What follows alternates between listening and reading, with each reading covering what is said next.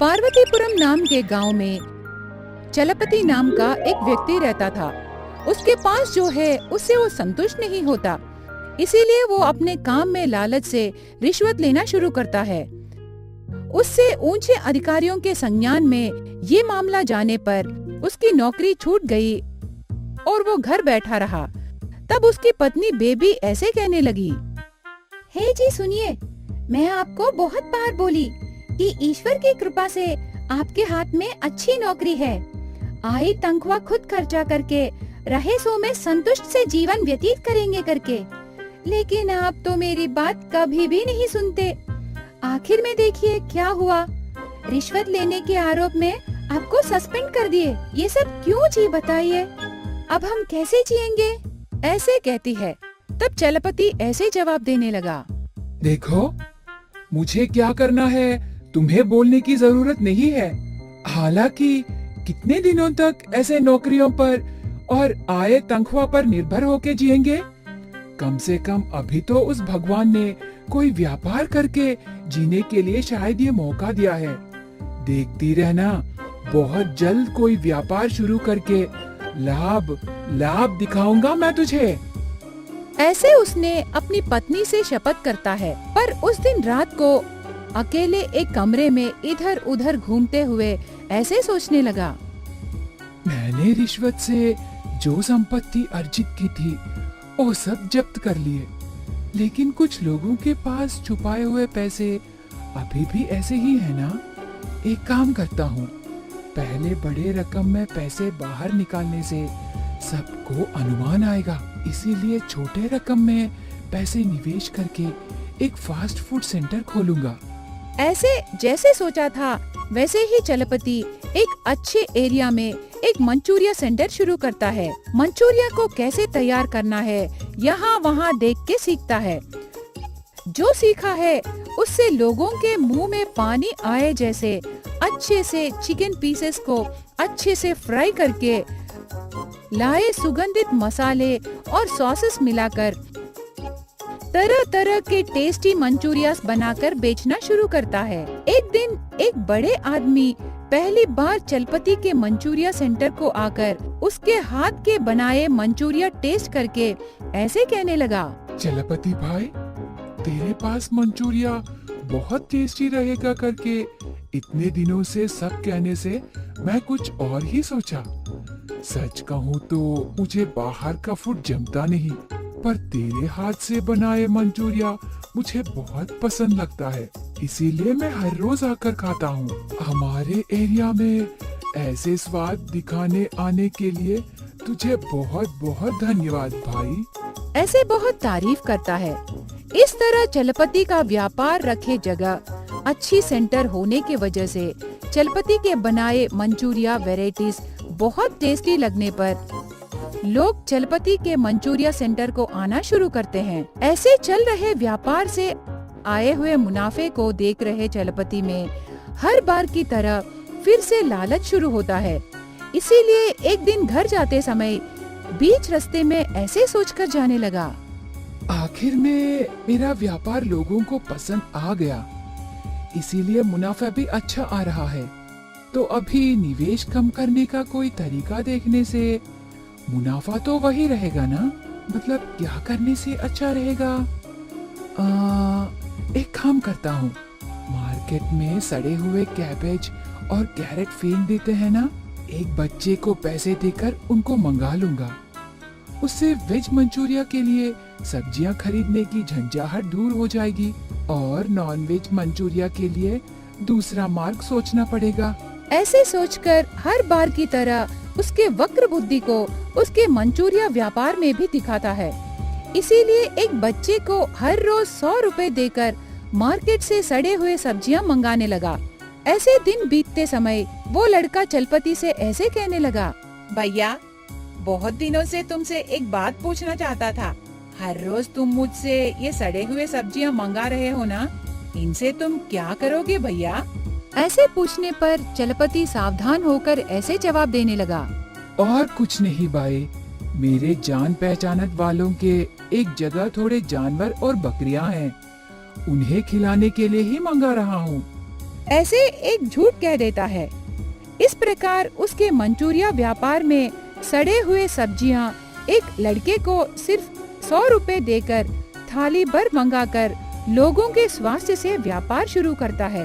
ठीक उसी समय नॉनवेज के लिए भी एक नकली विकल्प मिलता है। इस विषय पर एक दोस्त चलपति से ऐसे कहने लगा, तुमने जो मांगा था वो मैंने पता लगाया रे। हमारे गांव में नहीं बल्कि मैंने सुना है बगल के गांव में बचा हुआ मांस मिल रहा है। उसे बेचने वाला हम जो मांगते हैं उसके आधार पर वो बहुत कम कीमत पर दे देगा। अगर तुझे ठीक है तो उसका पता मैं दूंगा, तू जाकर रेट के बारे में बात करना। ऐसे कहने पर चलपति उस बचे हुए मांस को कम दाम में बेचे व्यापारी के पास जाकर सौदेबाजी शुरू करता है। आखिर में वो व्यापारी एक रेट कहने पर, वो सब तो ठीक है, लेकिन इस सड़े मांस से तुम क्या करना चाहते हो? ऐसे पूछताछ करता है।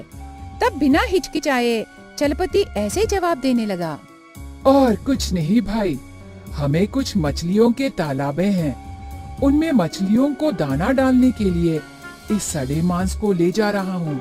ऐसे कहने पर वो व्यापारी सच मानकर बताए गए दाम पर सामान देना शुरू करता है और उसके बाद से उस खराब कच्चे माल से चलपति का मंचूरिया व्यापार पहले की तरह बहुत अच्छे और धूमधाम से चलने लगता है। लेकिन चलपति पर रहे भरोसे से उसके पास आकर मंचूरिया खाने वाले कोई भी नहीं जानते कि चलपति का लालच क्या है।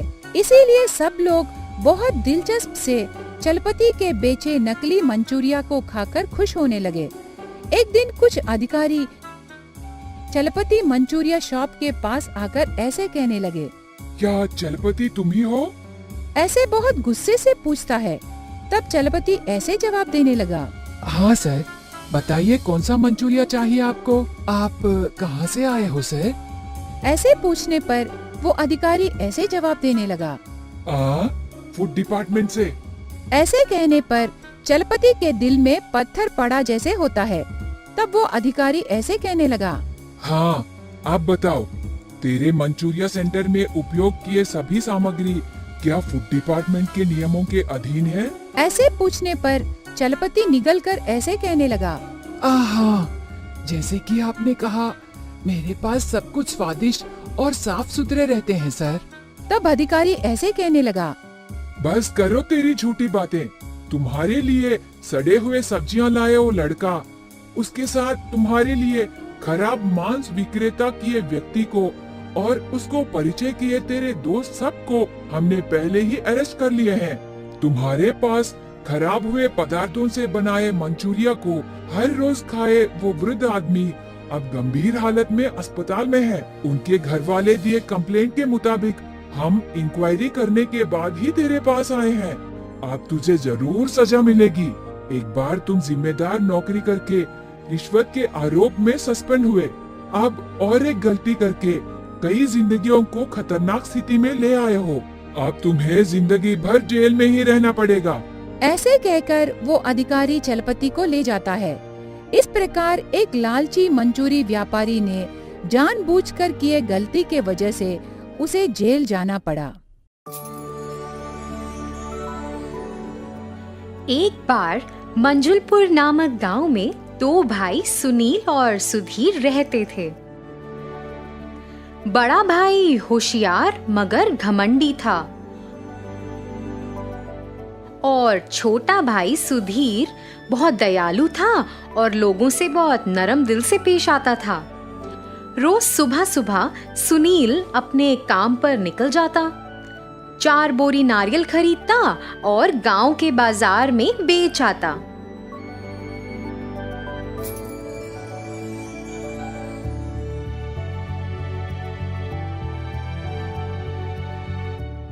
इस तरह वह पैसा कमाता था और अपने परिवार का खर्च उठाता था। लेकिन सुधीर अपने बेटे को तैयार करने और उसे स्कूल भेजने के अलावा कुछ नहीं करता था। घर वापस आने के बाद वह फिर से घर से संबंधित कुछ काम करने के लिए जाता। वह सब कुछ वैसे ही करता जैसे उसकी पत्नी कहती। घर वापस आने के बाद वह दोपहर का खाना खाता और कुछ देर आराम करता था। लेकिन लीला, जो उसकी पत्नी थी, अपने घर के कामों को पूरा करने के बाद सिलाई का काम करती थी और थोड़ा पैसा भी कमाती थी। उस पैसे से वे दोनों अपना जीवन व्यतीत कर रहे थे। इस तरह से सुनील एक नारियल बेचने का व्यवसाय चला रहा था और सुधीर कुछ नहीं कर रहा था। एक दिन सुनील अपने भाई के पास आया और बोला, अरे भाई, आप शादीशुदा हैं, आपके बच्चे भी हैं, कोई काम किए बिना घर बैठने से काम नहीं चलता। ओह हाँ, अब आप तो कुछ जानते ही नहीं, तो क्या करेंगे? आपको पता ही नहीं कि काम कैसे करना है। सुनील सुधीर को सुझाव देने के बजाय हर समय उसे चिढ़ाता था। सुनील की यह बात लीला को पसंद नहीं आती थी। हे भगवान, इसे तो और कुछ काम ही नहीं है, ये तो बस सुधीर को चिढ़ाता रहता है। इसका मुंह बंद करने के लिए सुधीर को कुछ काम करना शुरू करना होगा। ये तो और भी लोगों के पास जाके ये सब बातें करेगा और बाकी सब लोग भी सुधीर को चिढ़ाने लग जाएंगे। इन सब बातों से परेशान एक दिन जब वह अपने विचारों में खोई हुई मंदिर से अपने घर वापस आ रही थी, रास्ते में अचानक एक संत ने कुछ कहना शुरू कर दिया। अपने पति की चिंता मत करो। और तुरंत लीला उनके पास चली गई। संत ने अपनी शक्तियों का उपयोग किया और उसके हाथों में एक छेद वाला करछुल दिखाई दिया। यह करछुल लो और अपने पति को दे दो, इससे उसकी किस्मत बदल जाएगी। लेकिन जब वह इसे ले रही थी तो उसके मन में एक सवाल आया। स्वामी जी, इस करछुल के साथ मेरे पति क्या कर सकते हैं? बेटी, भाग्य तुम्हें रास्ता दिखाएगा। बस इतना कहकर संत लीला को घर भेज देते हैं। लीला ने यह सोचना बंद नहीं किया कि करछुल उसके पति के लिए कैसे उपयोगी होगा। सुधीर ने अपनी पत्नी के हाथों में करछुल को देखा और उसे लेने और देखने के लिए दौड़ पड़ा। लीला, तुमने क्या खरीदा है? एक करछुल? वाह वाह, बहुत अच्छी बात है। यह करछुल कोई साधारण नहीं है, यह बहुत शक्तिशाली है। यह हमारे भाग्य को बदल सकता है। इसके अलावा यह करछुल तभी काम आएगा जब इसका उपयोग आप खुद करेंगे। तभी ये हमारे जीवन को आगे बढ़ने के लिए मदद करेगा। हमारे गांव के संत ने यह बात स्वयं मुझे बताई है। अच्छा, तो इसका मतलब है कि करछुल एक जादुई चीज है। उन्होंने मुझे ये तो नहीं बताया कि वह जादुई है या नहीं, लेकिन ये कैसे उपयोगी बनेगा यह हमारे पर निर्भर है। ठीक है, चलो एक काम करते हैं। चलो इस करछुल को किसी तरीके से आजमाते हैं ताकि पता चल सके। हाँ, ये ठीक है, अच्छा विचार है, चलो करते हैं। तो इस तरह से सुधीर करछुल को पकड़ता है। लीला विभिन्न प्रकार के भोजन तैयार करने के लिए हर चीज को कम से कम मात्रा में तैयार रखती थी, जिसे करछुल के साथ परोसा जा सके। सबसे पहले उसने समोसे को तलने के लिए गरम तेल में डाला। सुधीर ने समोसे को तलने के लिए करछुल का इस्तेमाल किया और उसे तेल से बाहर निकाला, लेकिन कुछ भी नहीं हुआ। उन्होंने मिर्च उठाई और तेल में डालकर उसे तलने दिया। इस बार भी सब कुछ वैसा ही था, हमेशा की तरह। तीसरी बार जब वह जलेबी बना रहे थे और तलने के लिए उन्होंने करछुल का इस्तेमाल किया। हालांकि शुरू में तो बस 4 ही जलेबी थी, लेकिन अचानक सैकड़ों जलेबियां तेल से बाहर निकलना शुरू हो गईं। सुधीर और लीला दोनों इसे देखकर आश्चर्यचकित हो गए और उन्हें तब उस करछुल की शक्ति का एहसास हुआ।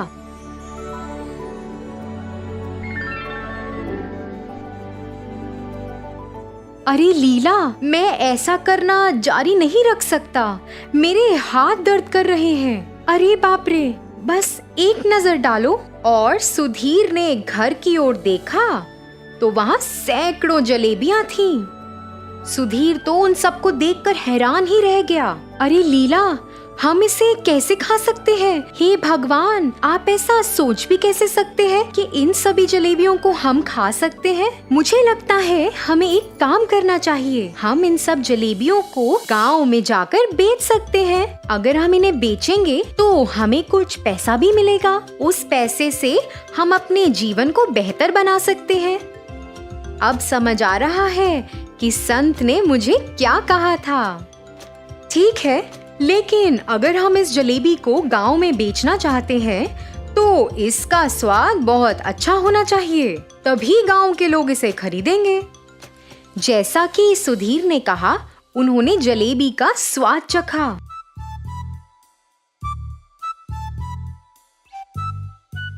उन्होंने तुरंत तय किया और पहिया गाड़ी में गर्म जलेबी की व्यवस्था की और उन्हें बेचने के लिए गांव के बाजार में चले गए। जलेबी ले लो, ताजा ताजा गरम गरम जलेबी। इस तरह वे गांव में चले गए। जलेबी की सुगंध ने ग्रामीणों को उनसे जलेबी खरीदने के लिए मजबूर कर दिया।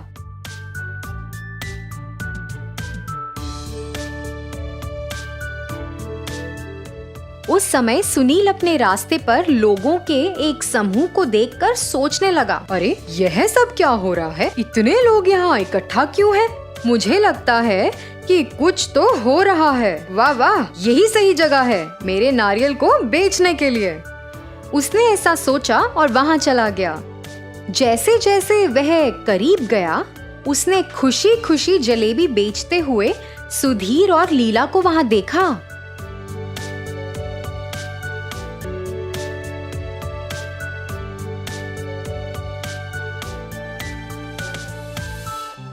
अरे ये लोग कैसे इस जलेबी को बेच पा रहे हैं? वे जलेबी बनाने का खर्चा कैसे उठा रहे हैं? इतनी सारी जलेबियां इन्होंने कैसे बनाई?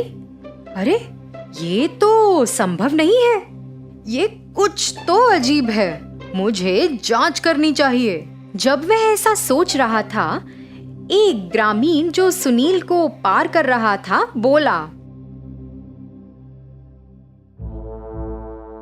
अरे सुनील, तुम यहाँ खड़े होकर क्या कर रहे हो? अपने भाई से सीखो। वे तुम्हारी तरह सभी लोगों को बेस्वाद नारियल पानी और इतना महंगा बेचकर धोखा नहीं दे रहा है। वह जलेबी बहुत स्वादिष्ट है और लजीज भी है। ग्रामीणों की टिप्पणियों को सुनकर और अपने भाई सुधीर की सफलता को देखकर सुनील को ईर्ष्या होने लगी।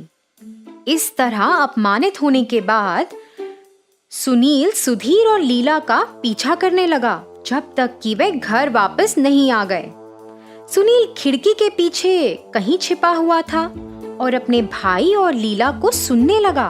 देखो लीला, हमने इतनी कमाई की, क्या आज रात हमारे लिए ये सारे पैसे गिनना संभव है? अरे हाँ, चलिए एक साथ गिनती शुरू करते हैं। तो इस तरह से वे दोनों गिनती पूरी कर लेते हैं और उन्हें ये बात अविश्वसनीय लगती है कि उन्होंने एक दिन में 8,000 रुपए कमाए और वह बहुत खुश थे।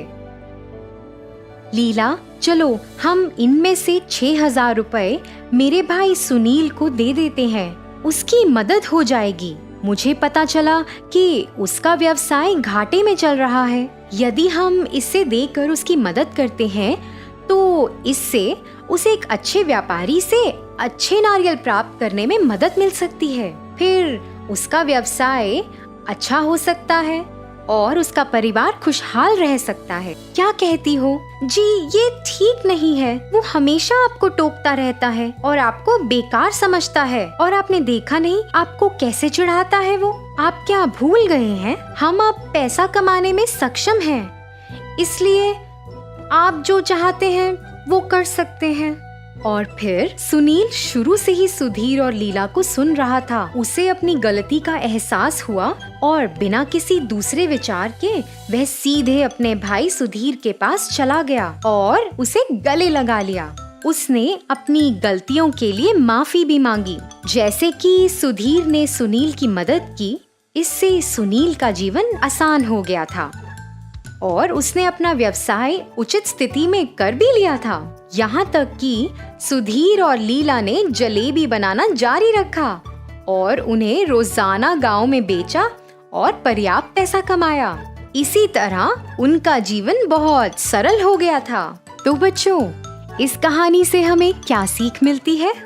एक बुद्धिमान व्यक्ति को अपनी प्रतिभा का दुरुपयोग किसी दूसरे को पीड़ित करने के लिए नहीं करना चाहिए।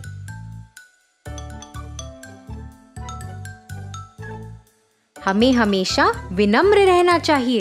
बदले में आपके जीवन में सब कुछ अच्छा होगा।